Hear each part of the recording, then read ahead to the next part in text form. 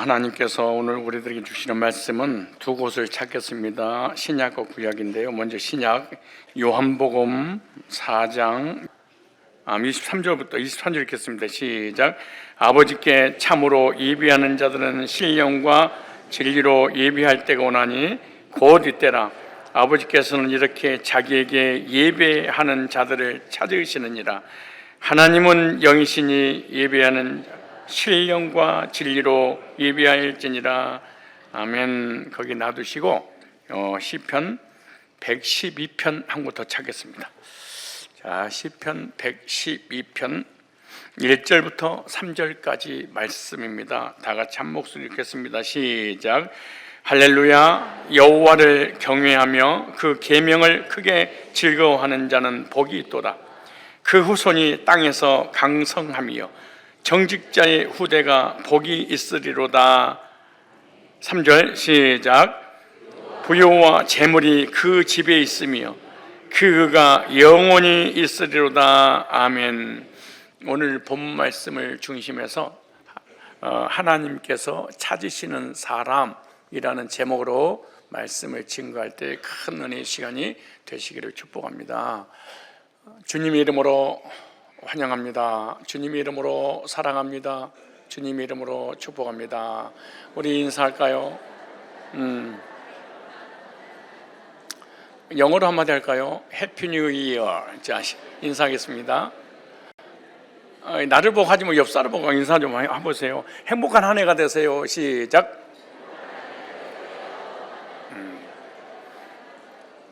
행복한 한 해, 즐거운 한 해가 될 것 같습니까? God bless you together. 하나님의 축복이 함께 하시기를 축복합니다. 인사하겠습니다. 하나님의 축복이 함께 하시기를 바랍니다. 한 번 더 하세요. 팔복을 받아 누리는 최고의 해가 되세요.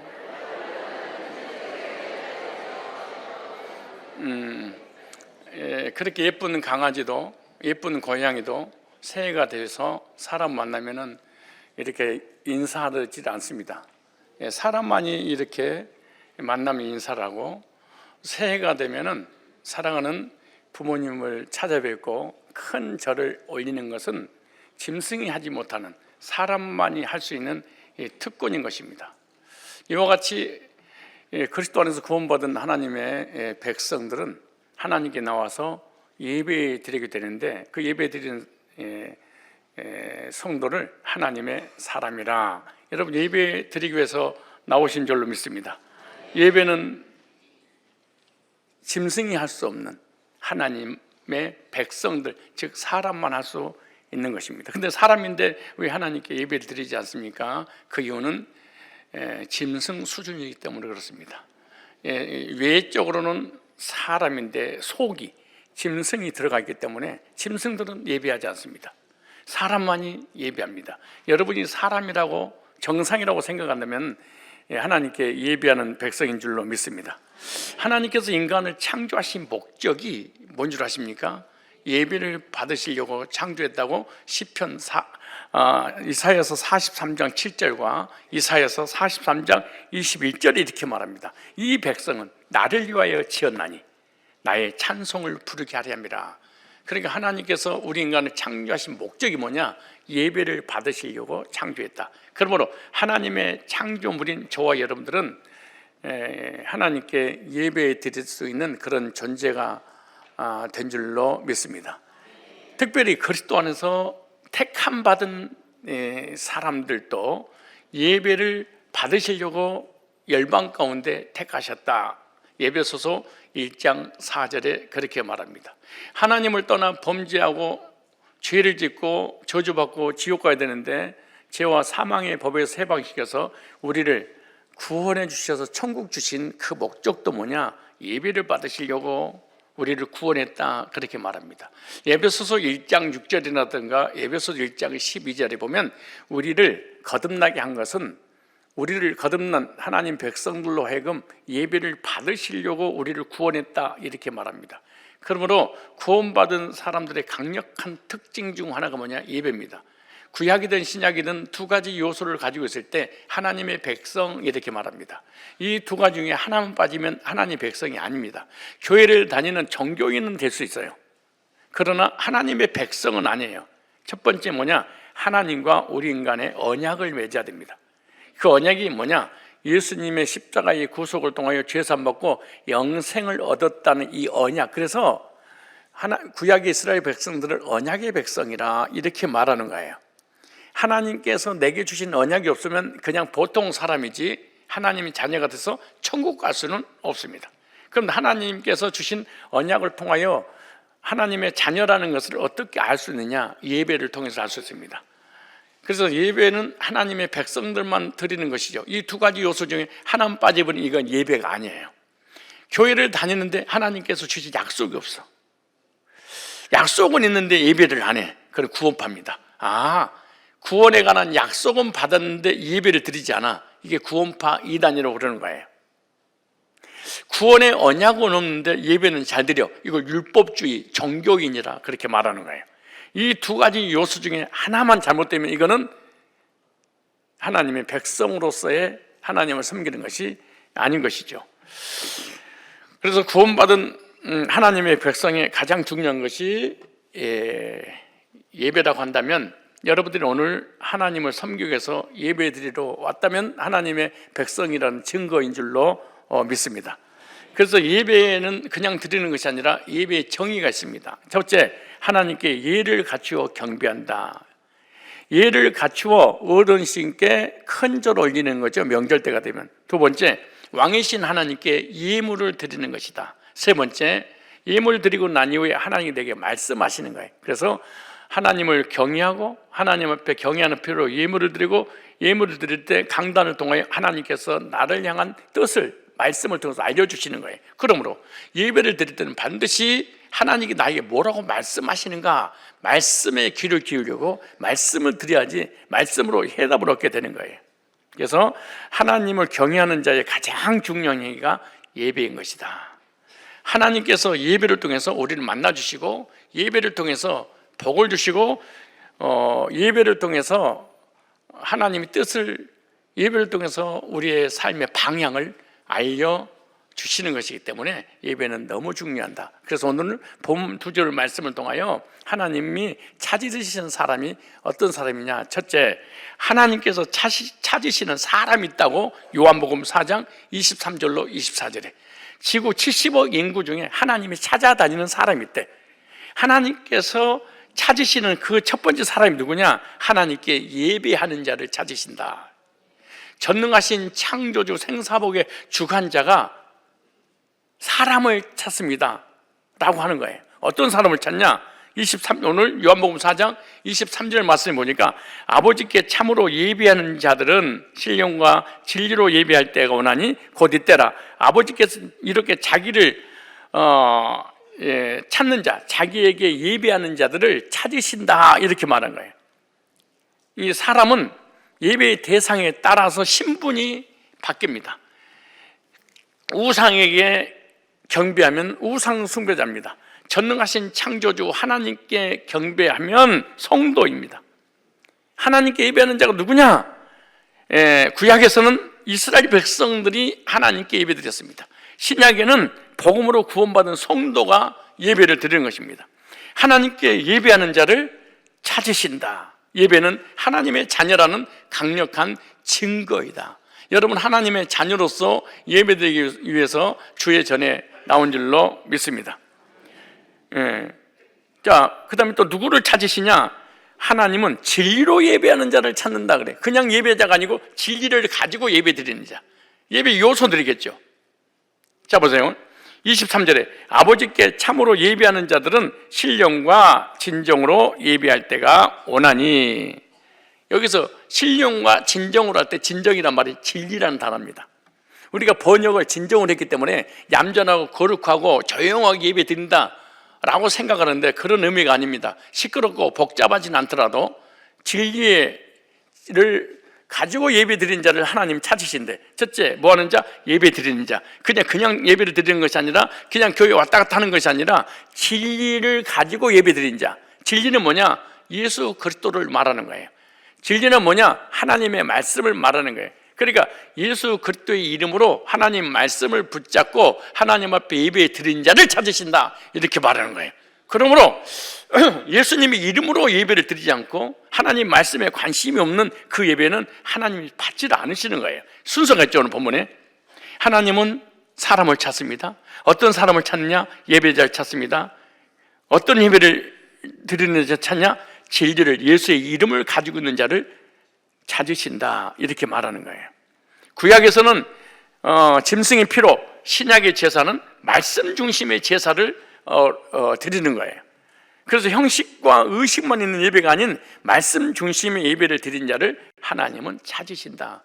여러분, 형식과 의식과 말씀으로 하나님 앞에 예배를 드리는 차이점이 뭐냐? 예배는 드리는데 형식 의식에 치우치면 캐톨릭 같은 교인들이 우리 교회 다닐 수 있어요. 무슨 말이냐? 교회는 다니긴 다니는데 말씀에는 관심이 없어. 하나님을 믿긴 믿는데 그리스도에 관한 말씀은 관심이 없어. 아, 이 사람은 첫 번째는 통과했구나. 첫 번째 뭐예요? 예배는 드린다. 그러나 하나님이 기뻐하진 않습니다.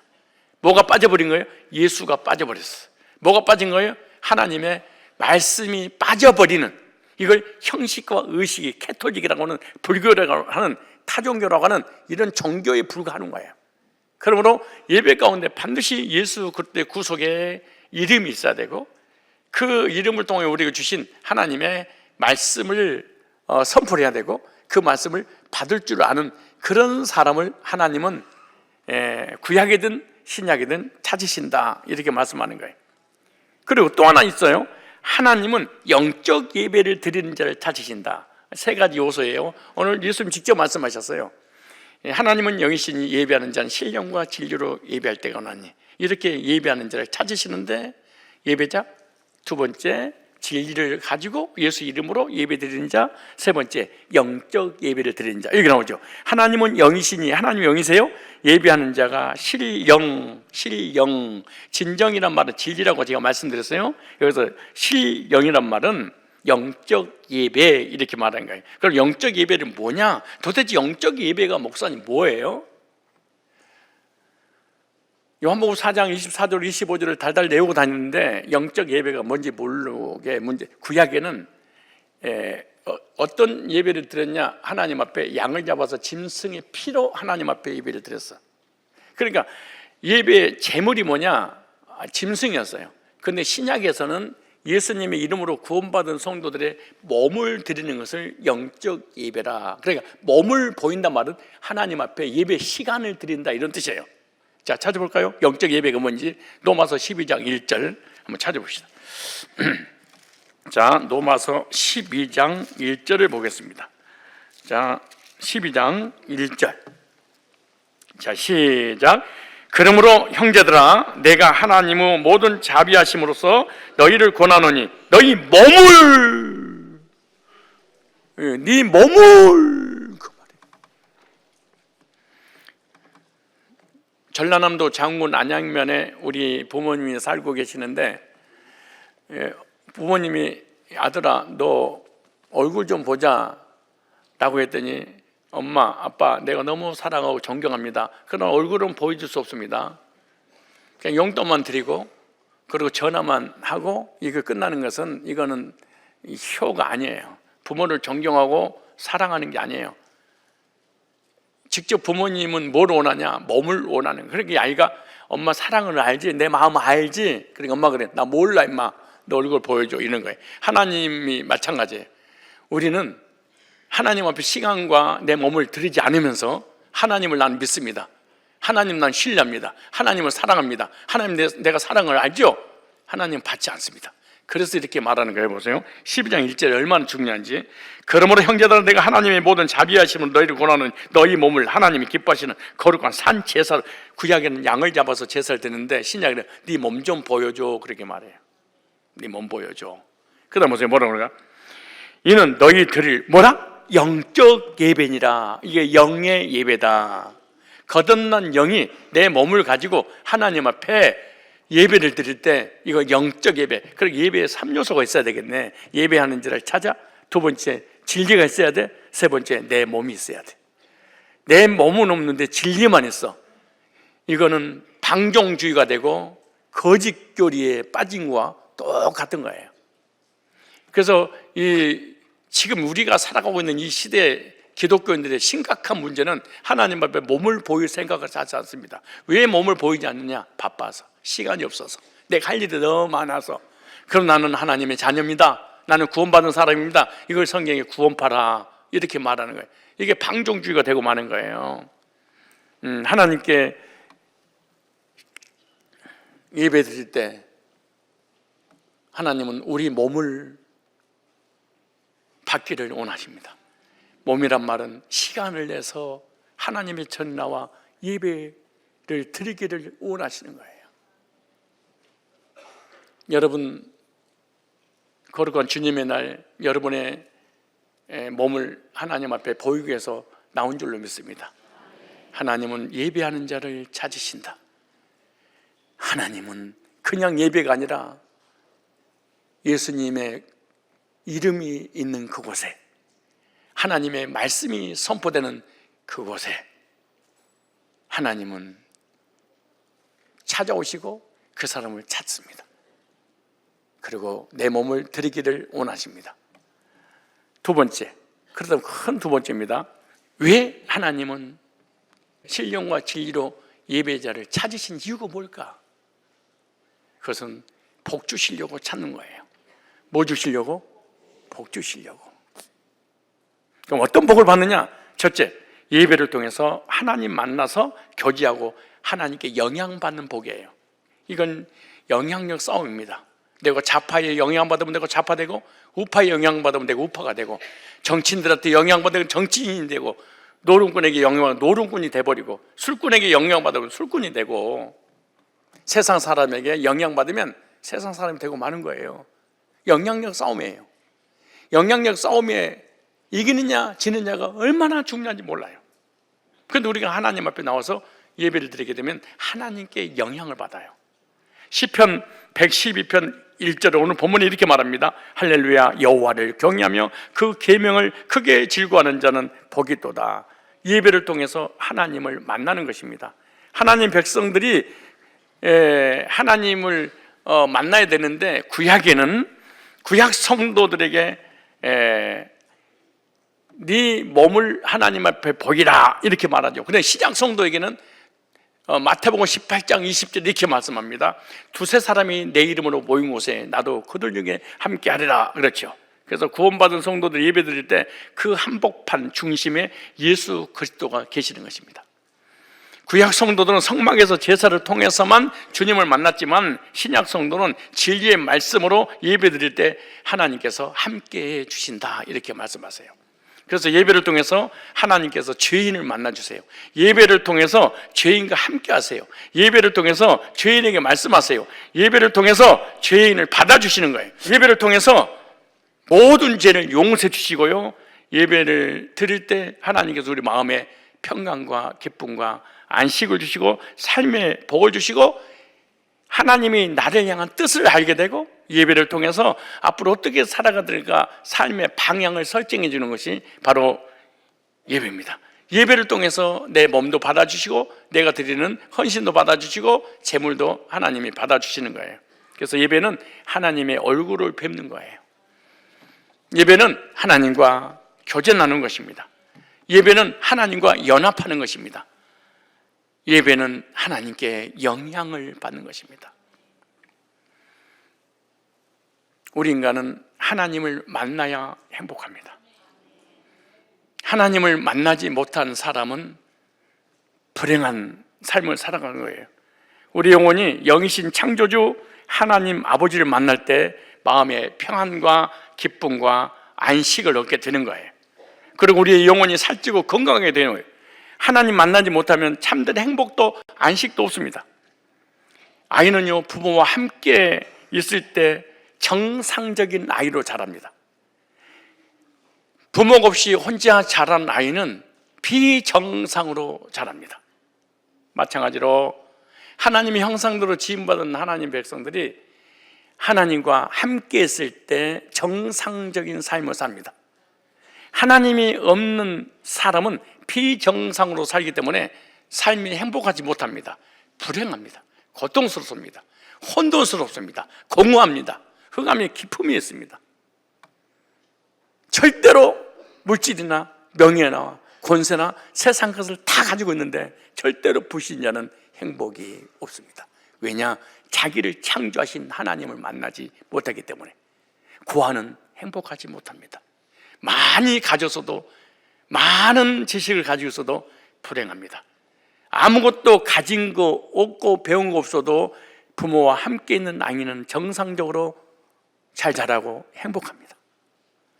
비록 가진 거, 배운 거, 아는 거 없어도 전능하신 하나님과 함께한 하나님의 자녀들은 정상적인 삶을 통하여 행복을 누리며 살아가게 되는 것입니다.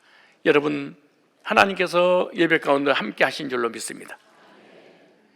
하나님 만났기 때문에 저와 여러분들이 기쁨과 평안을 누리며 살아간 줄로 믿습니다. 불신자는 하나님이 없기 때문에 행복하지 못합니다. 그래서 하나님이 없는 우상을 섬기면서 절을 하고 부족을 붙이고, 그리고 세상에 있는 모든 쾌락과 부귀영화를 다 가지려고 몸부림을 치지만 끝에는 반드시 저주가 결정되어 있고 끝에는 반드시 불행한 삶을 살아갈 수밖에 없는 것입니다. 인간은 하나님 만날 때 비로소 사람답게 살고 하나님 만날 때 행복이 무엇인지 알게 됩니다. 여러분 행복하십니까? 행복하십니까? 자녀가 부모와 함께 있을 때 행복하듯이 우리 인간은 하나님과 함께 있을 때 행복합니다. 어떤 복을 주실까요? 하나님께 영향받는 복뿐만 아니라 정결함을 얻는 복입니다. 아주 중요해요. 하나님 안에 오면 하나님께서 정결케 해주신 복이란 말은 모든 죄를 다 씻어주신다, 이렇게 말해요. 자, 에스겔서 36장 25절 한번 찾아보세요. 구약 성경이에요. 아주 중요한 부분이니까 예배가 얼마나 중요한지, 하나님 앞에 나와 어떤 복을 하나님 주시는지 자꾸 여러분들을 작업복만 생각해서 그래요. 하나님 복을 주세요. 작업복이 없습니다. 이렇게 자꾸 세상 복만 생각하니까 이런데 진짜 복이 뭔지를 모르고 불행하게 살아가는 거예요. 에스겔서 36장 25절에 보면 맑은 물로 너에게 뿌려서 너희로 정결케 하되 곧 너희 모든 더러운 것에서와 모든 우상을 섬기면서 너희를 정결케 할 것이며 또 새 영을 너희 속에 두고 새 마음을 너희에게 주되 너희 육신에서 굳은 마음을 제하고 부드러운 마음을 줄 것이며 예배를 통해서 모든 죄를 씻김받고 새롭게 내가 변화시켜 줄 거야, 이렇게 말하는 거예요. 예배가 이렇게 중요한 거예요. 여기 나오죠. 예배 드릴 때 새 영인 성령을 통하여 나의 인격과 나의 삶과 내 인생을 변화시켜 준다는 거죠. 새 마음, 부드러운 마음을 받고, 이 무슨 말이냐? 여러분, 예수 믿을 때 우리가 언제 문제 해결되므로 단번에 성화가 이루어져요. 그래서 구원받아서 하나님 자녀가 돼. 이 구원은 취소가 되지 않아요. 한 번 받은 구원은 절대로 잃어버리지도 않아요. 그런데 구원받고 난 다음에 천국을 바로 가는 것이 아니라 이 땅에 죄악된 삶을 살아야 돼. 우리가 성국영신 예배 때 이렇게 멋지게 하나님 앞에 영광 올려드리고 은혜 받았는데 일주일 동안 삶을 살아보세요. 멀쩡하게 사는 사람 누가 있어요? 죄짓고 넘어지고 불신앙하고, 이 남편 오늘 이 엔수 같은 거, 이 평생 엔수. 아니, 성국영신 예배 드릴 때 눈물을 흘리면서 감격하면서 하나님을 찬양하며 내 주변에 원수 한 명도 없는 줄 알았더니 은혜 받고 삶으로 돌아갔더니 주변엔 다 원수야. 물고 싶고 뜯고 싶고 때리고 싶고 막 악의가 가득 차고 보복심이 생기고 얼마나 고통스럽고 괴롭습니까? 근데 주일날 수요일날 교회 나와서 예배드리고 말씀 받으면 언제 그랬냐는 듯이 마치 몸의 모든 때를 싹 밀고 상쾌한 그 기분으로 이 탕에서 나오는 것처럼 예배 시간에 하나님께서 나에게 찾아오셔서 내 죄된 마음, 악한 거, 일주일 동안 죄를 졌던 것을 내가 회개하고 눈물을 흘리고 죄 자백도 안 했는데 싹 씻어주는 거예요. 그렇기 때문에 싹 씻고 난 다음에 내 마음의 상태는 어떻게 바뀌었냐? 사랑하는 남편에게 주고 싶은 생각이 딱 들어버리는 거예요. 교회 오기 전에는 왼수 같은 놈이라고 생각했는데 은혜 받고 나니까 남편이 세상에서 가장 멋있는 남편으로 딱 보이는 거야. 그런 적 있어요? 왜 그러냐? 여러분이 기도하고 회개하고 그래서 그런 게 아니야. 여러분, 지금 내가 10년, 20년, 30년 이혼 안 하고 지금까지 사는 거 어떻게 할 수 있냐? 여기 나오잖아요. 수십 번, 수백 번, 수천 번 이혼하려고 도장 가지고 다녔지만 한 번도 찍지 못하고 여기까지 왔어. 왠 줄 아세요? 하나님께 내 마음을 변화시켜 주셔서 그런 거야. 여기 나오잖아요. 그런 적 있어요? 그렇게 미운 사람, 상대하기 싫은 사람, 다시는 보고 싶지도 않은 사람, 내가 꼭 보복하고 말 거야, 이런 악의가 가득 찼을 때. 근데 교회에서 나와서 예배드리고 말씀 받는데 언제 그런 자듯이 온수가 사랑의 대상으로 바뀌어버리는, 이걸 정결케 하는 복이다, 이렇게 하는 거예요. 여기 교회 오기 전에 미운 사람이 있었죠? 때려주고 싶은 사람이 있죠? 네가 나에 대해서 이를 갈아서 내가 오늘부터 너를 향하여 맷돌을 가지라. 반드시 내가 너를 보복하고 말 거야. 이런 악의가, 보복심이 가득 찼는데 은혜가 딱 임하면 그 눈녹듯이 싹 사라져. 이런 경험 있으시죠?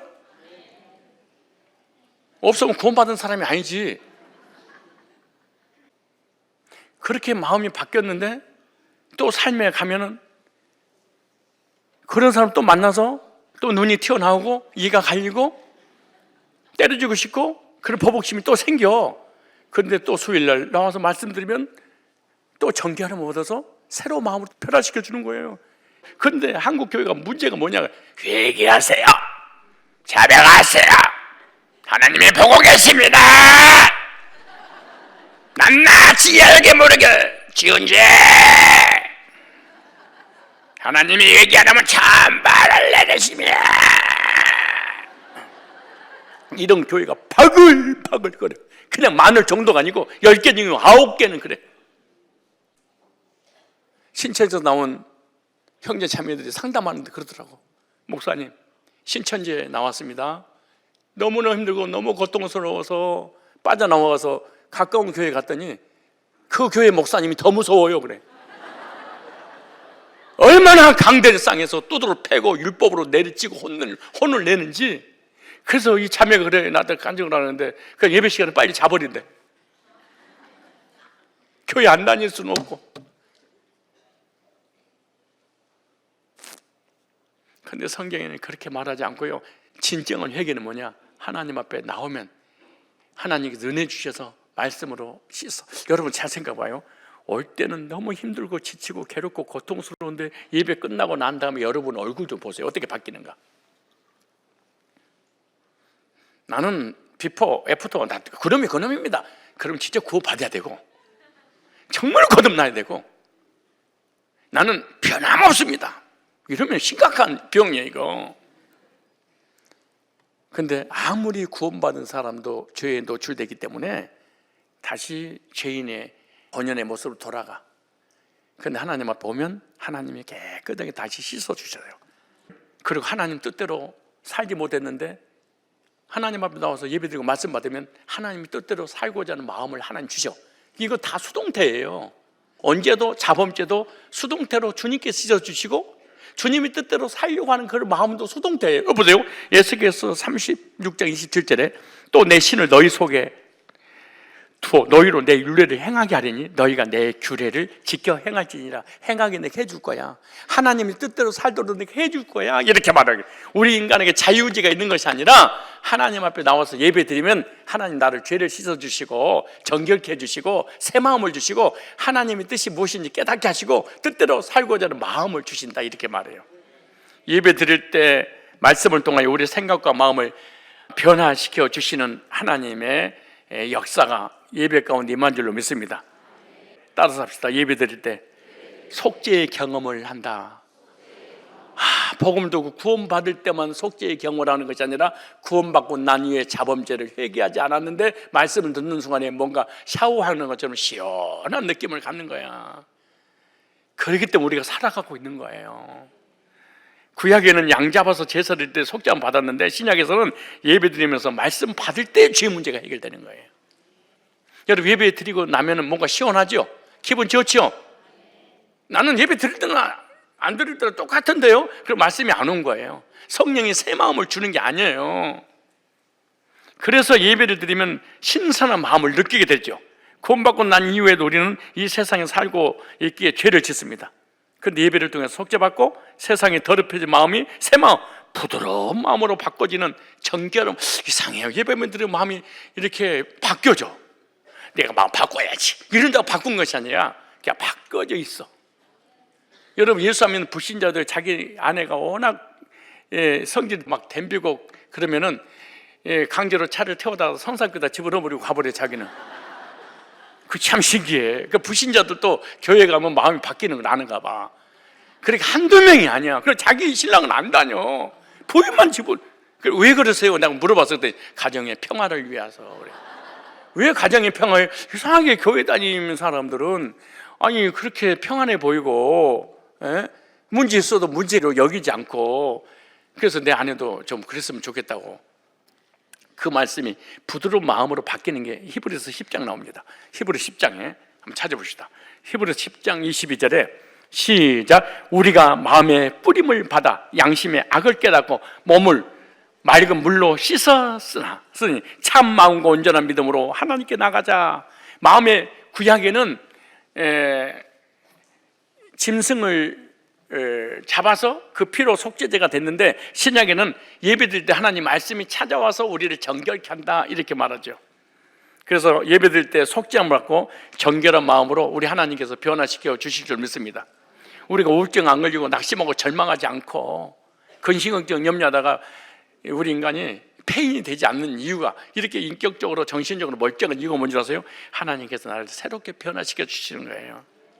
그래서 예배드릴 때 거룩하신 하나님을 만나서 말씀 받고 모든 죄를 정결함을 얻고 기쁨과 평안을 누리게 될 줄로 믿습니다. 예배드릴 때 이런 엄청난 은혜와 이 엄청난 축복이 있는 거예요. 돈을 주고도 살 수 없는 이 어마어마한 복이 예배 가운데 오는 거예요. 또 하나 하나님께 예배 드리는 자를 찾는 이유가 뭐냐?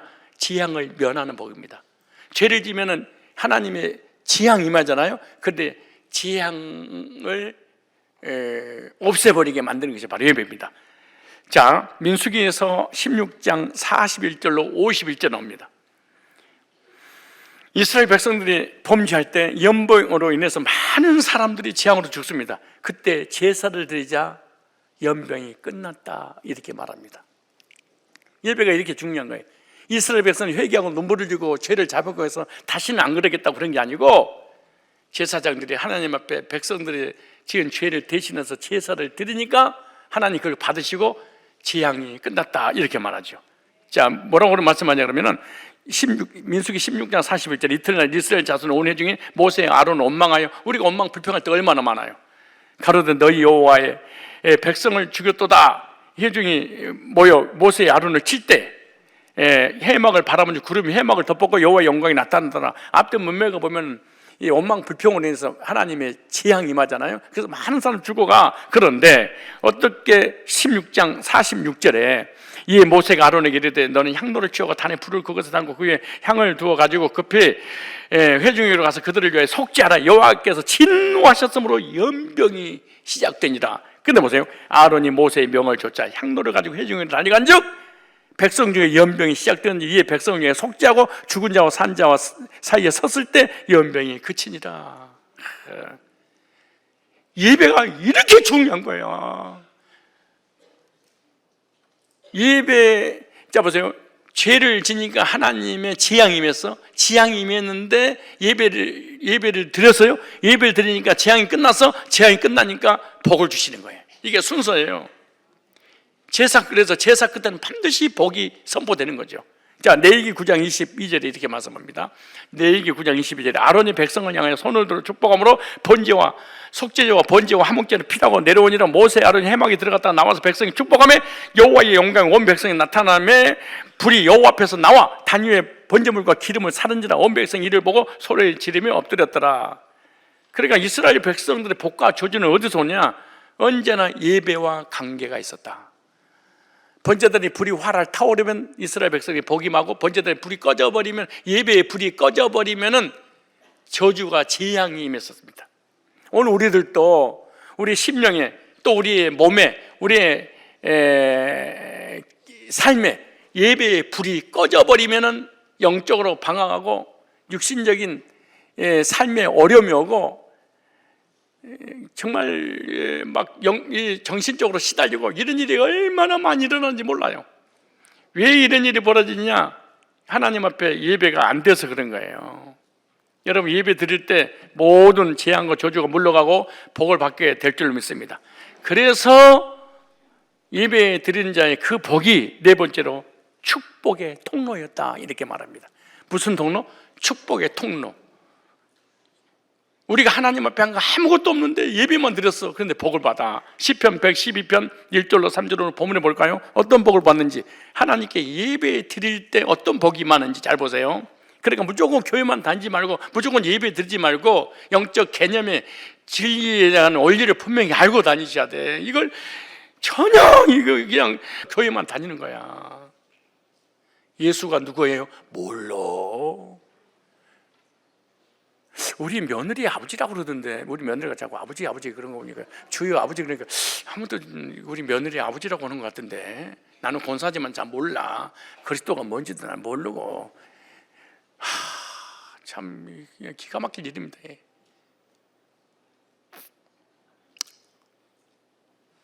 자, 첫째, 어떤 복을 받는지 잘 보셔야 됩니다. 먼저 영적인 복을 받는다, 하나님 만나서 영향받는다 복이잖아요. 두 번째, 오늘 보겠습니다. 시편 112편 2절을 보니까 내가 예배만 제대로 드리면 자녀들이 잘 돼, 후손이. 자, 볼까요? 오늘 본문 2절 시작. 그 후손이 땅에서 당성하며 정직자의 후대가 복이 있으리로다. 자손의 복. 첫째는 영적인 복, 두 번째 자녀가 내가 예배 드림으로 하나님이 자녀들을 책임져 주셔. 예배가 얼마나 중요해. 그러니까 내 자녀들이 저주받고 복받는 것이 누구한테 달려있냐? 부모님의 예배 제대로 드리냐 안 드리냐, 여기에 관건이에요. 예배 시간이 너무나 중요합니다. 왜냐? 예배는 후손과 연관이 되어 있습니다. 내가 천대의 복을 주리라. 얼마나 중요합니까 이게? 영적인 복, 후손의 복. 세 번째, 여러분이 너무너무 사랑하는 거, 재물의 복. 3절, 12장 3절 보세요. 112편 3절 시작. 부요와 재물이 그 집에 있으며 그가 영원히 쓰리로다. 구약은 제사를 통해서 복을 받았잖아요. 신약에서는 예배를 통해서 모든 삶의 복을 주신다, 이렇게 말한 거예요. 예배에 빠지지 않고 예배에 성공한 성도들의 삶은 참 평탄해. 정말로 평탄해. 예배를 드리는데 옥수수 이빨 빠듯이 드렸다 말았다. 예배를 우습게 여기는 성도들, 삶이 정말 평탄하지 않아.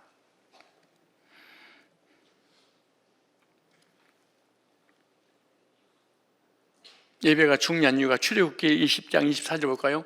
예배 드리는 그 장소에 어떤 일이 벌어지는가? 출애굽기 20장 24절에 자, 내게 토단을 쌓고 그 위에 너의 양과 소로 너의 번제와 화목제를 드리라. 제사예요, 예배예요. 내가 부른 내 이름을 기념하게 하는 곳에서, 기념하게 하는 곳, 예배당이죠. 예배 드리는 곳이죠. 그곳에 내가 와야죠. 곳에서 네게 강림하여 하늘에서, 하늘 영광 보좌에서 예배 드리는 그 장소에 내려오신데, 내려오신 목적이 뭐냐? 복 주려고 내려오셨다 그래. 이건 약속된 복입니다. 예배 드릴 때 내가 내려와서, 그래서 요한계시록 1장에도 7별을 붙잡고 7금 촛대 사이를 거니시는 그 주님께서 그래요. 그러니까 예배 드릴 때 성도들 사이사이 다니면서 이가 필요한 것이 무엇일까? 어떤 문제를 해결해 줄까? 어떤 복을 줄까? 어떤 은혜를 줄까? 주님이 하늘에서 내려오신다는 거예요. 이렇게 예배가 중요한 거야.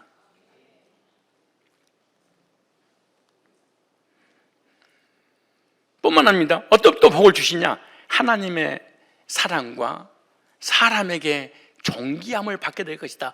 예배를 잘 드리면 하나님의 사랑을 받고 사람들이 참 사람 참 귀하신 분이야, 존귀한 분이야. 자, 볼까요? 요한복음 12장 26절에 이렇게 말합니다. 요한복음 12장 26절에 예배 드릴 때 하나님이 뭐라고 말씀하신가? 사람이 나를 섬기려면 나를 따르라. 나 있는 곳에 나를 섬기는 자도 거기 있으리니 사람이 나를 섬기면, 그 다음에 뭐래요? 시작. 내 아버지께서 저를 귀히 여기시리라. 예수님 이름으로 하나님 앞에 나와서 예배 드리는 자를 하나님은 그를 너무너무 보배롭고 존귀한 존재력인데, 네가 나를 존귀하게 여기는구나. 내가 너를 존귀하게 여겨주지. 너 나를 후속해봐. 하나님 후속해보는 거지.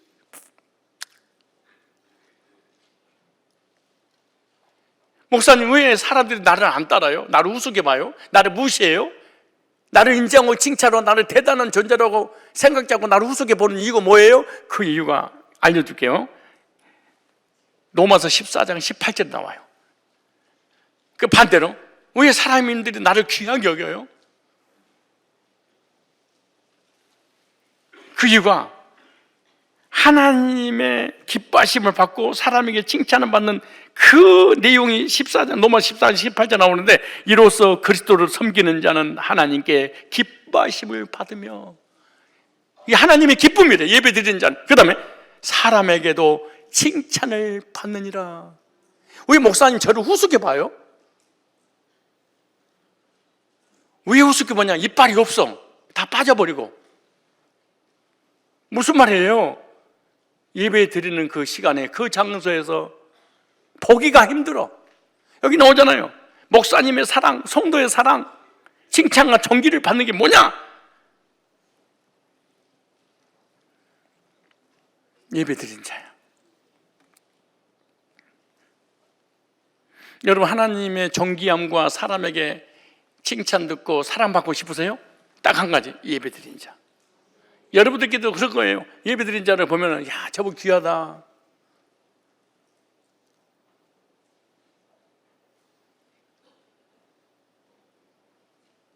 하나님의 사랑, 사람에게 사랑받는 게 뭐예요?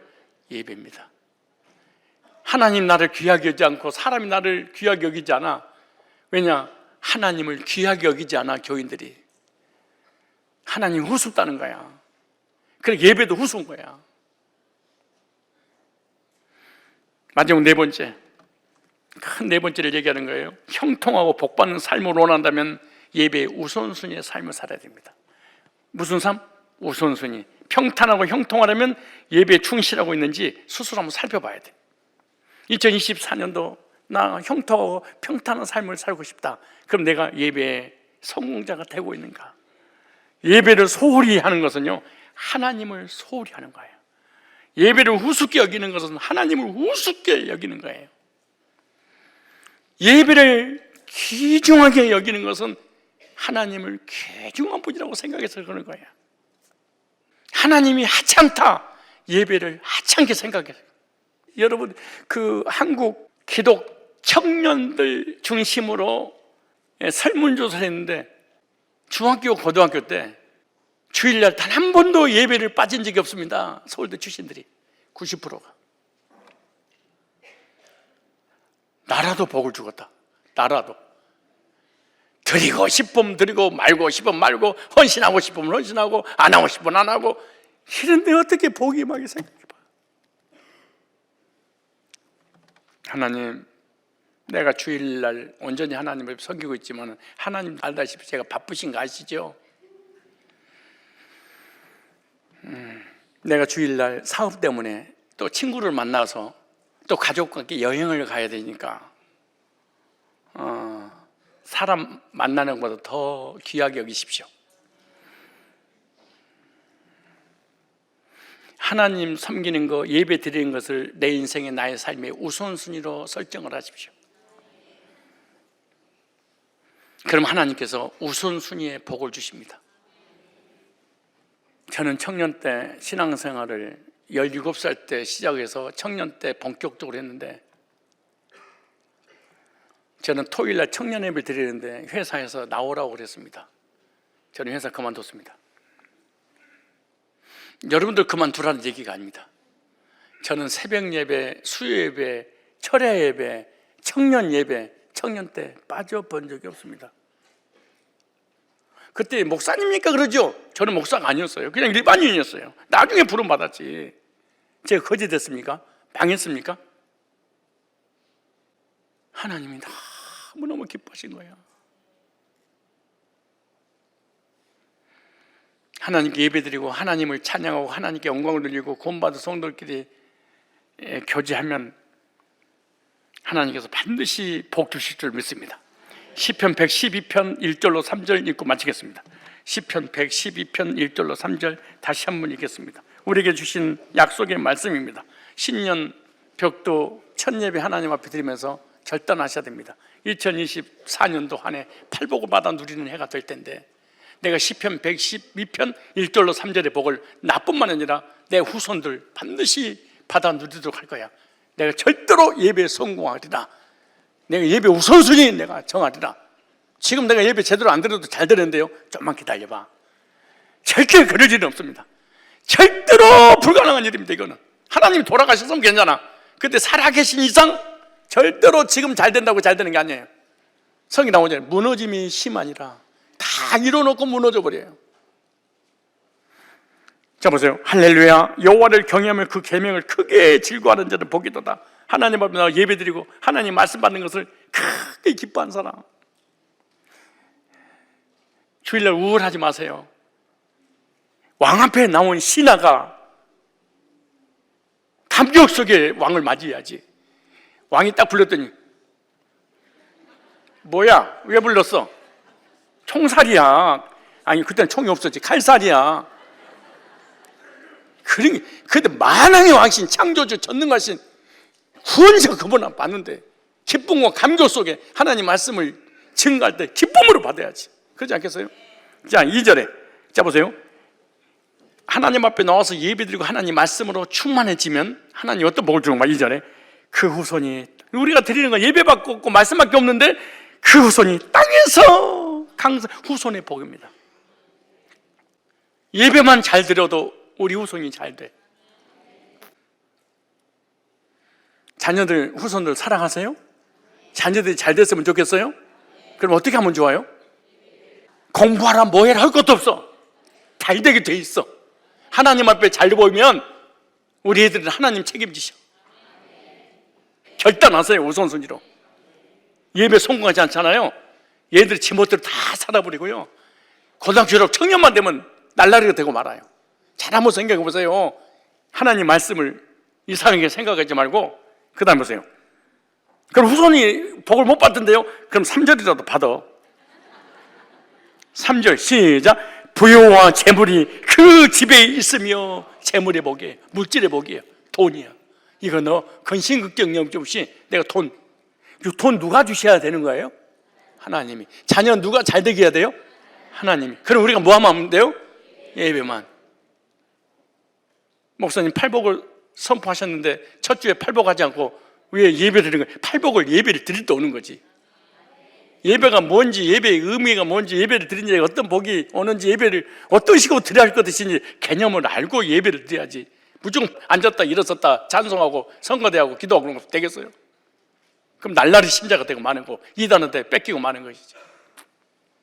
2024년도 팔복을 받아 누리는 해가 되기 위해서는 하나님 우선순위로 섬기시기를 주님의 이름으로 축복합니다.